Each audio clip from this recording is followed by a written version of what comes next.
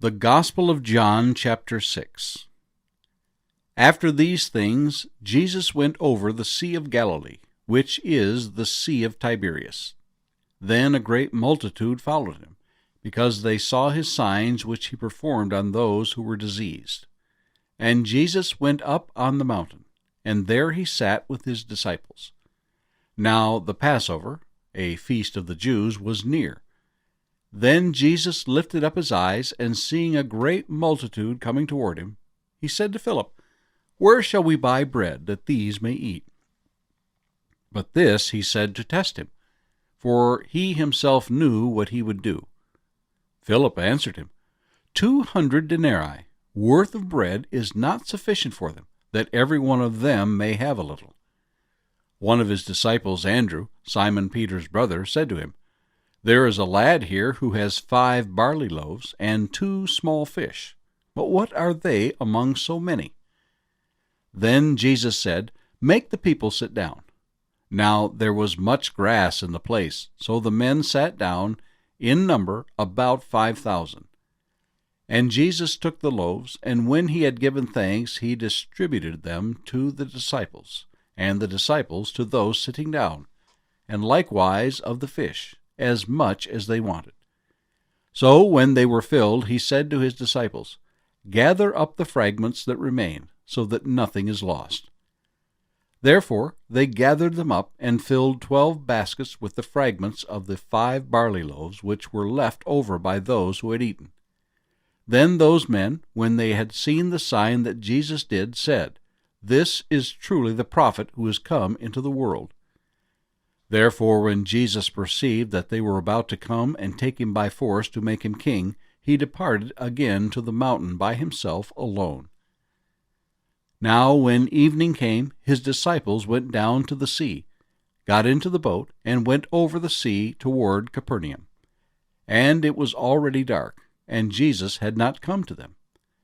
Then the sea arose because a great wind was blowing. So when they had rowed about 3 or 4 miles, they saw Jesus walking on the sea and drawing near the boat, and they were afraid. But he said to them, "It is I, do not be afraid." Then they willingly received him into the boat, and immediately the boat was at the land where they were going. On the following day, when the people who were standing on the other side of the sea saw that there was no other boat there, except that one which his disciples had entered, and that Jesus had not entered the boat with his disciples, but his disciples had gone away alone. However, other boats came from Tiberias, near the place where they ate bread after the Lord had given thanks. When the people therefore saw that Jesus was not there, nor his disciples, they also got into boats and came to Capernaum, seeking Jesus. And when they found him on the other side of the sea, they said to him, "Rabbi, when did you come here?" Jesus answered them and said, "Most assuredly, I say to you, you seek me, not because you saw the signs, but because you ate of the loaves and were filled. Do not labor for the food which perishes, but for the food which endures to everlasting life, which the Son of Man will give you, because God the Father has set his seal on him." Then they said to him, "What shall we do that we may work the works of God?" Jesus answered and said to them, "This is the work of God, that you believe in him whom he sent." Therefore they said to him, "What sign will you perform then, that we may see it and believe you? What work will you do? Our fathers ate the manna in the desert, as it is written, He gave them bread from heaven to eat." Then Jesus said to them, "Most assuredly, I say to you, Moses did not give you the bread from heaven, but my Father gives you the true bread from heaven. For the bread of God is he who comes down from heaven and gives life to the world." Then they said to him, "Lord, give us this bread always."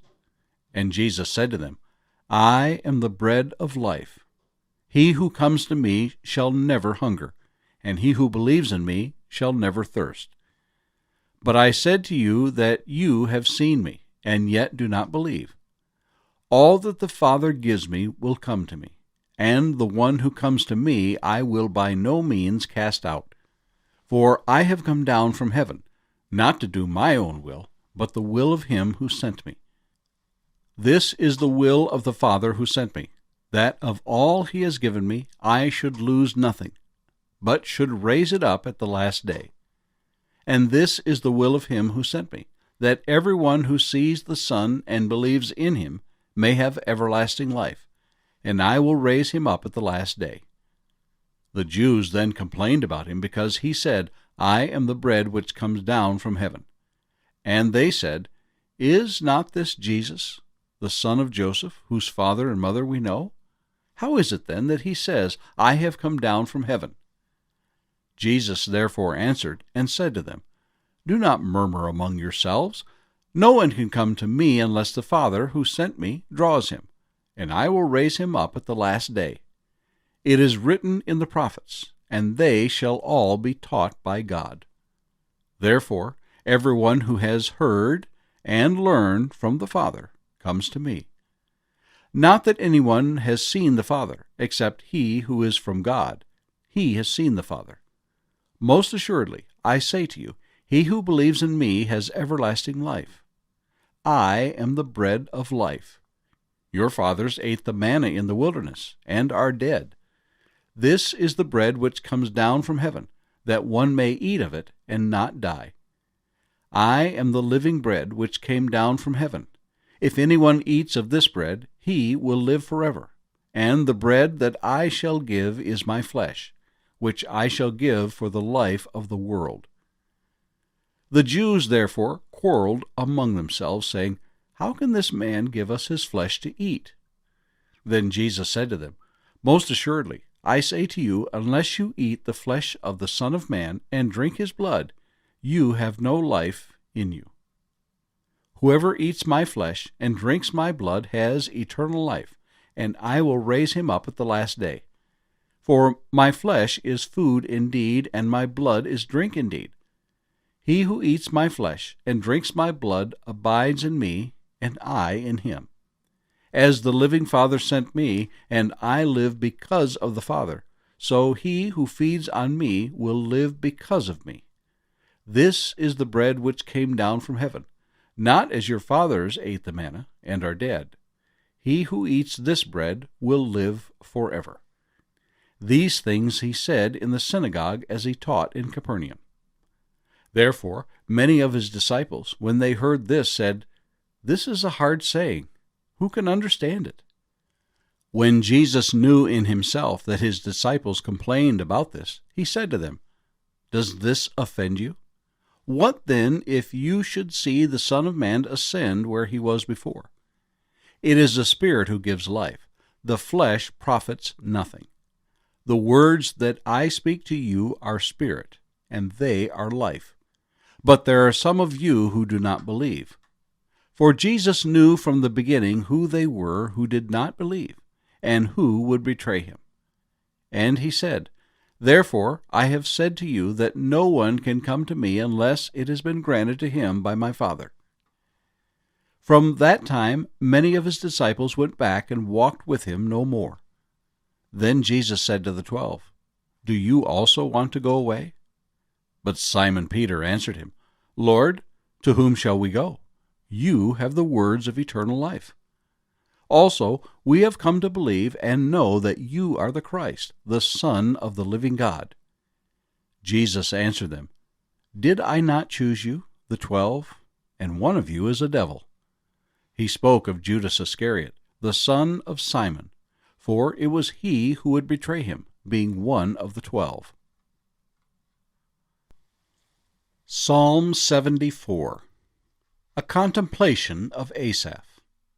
O God, why have you cast us off forever? Why does your anger smoke against the sheep of your pasture? Remember your congregation, which you have purchased of old, the tribe of your inheritance, which you have redeemed, this Mount Zion where you have dwelt.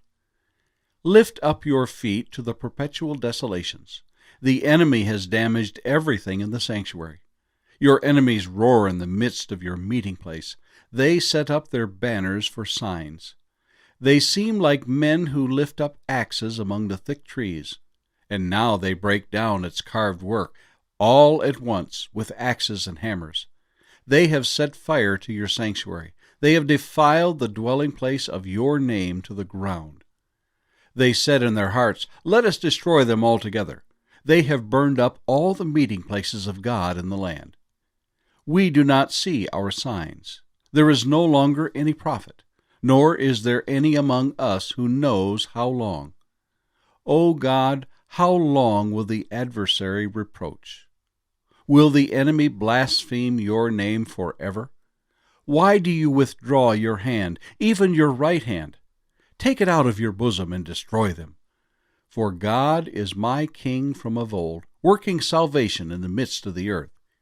You divided the sea by your strength. You broke the heads of the sea serpents in the waters. You broke the heads of Leviathan in pieces, and gave him as food to the people inhabiting the wilderness. You broke open the fountain and the flood. You dried up mighty rivers. The day is yours. The night also is yours. You have prepared the light and the sun.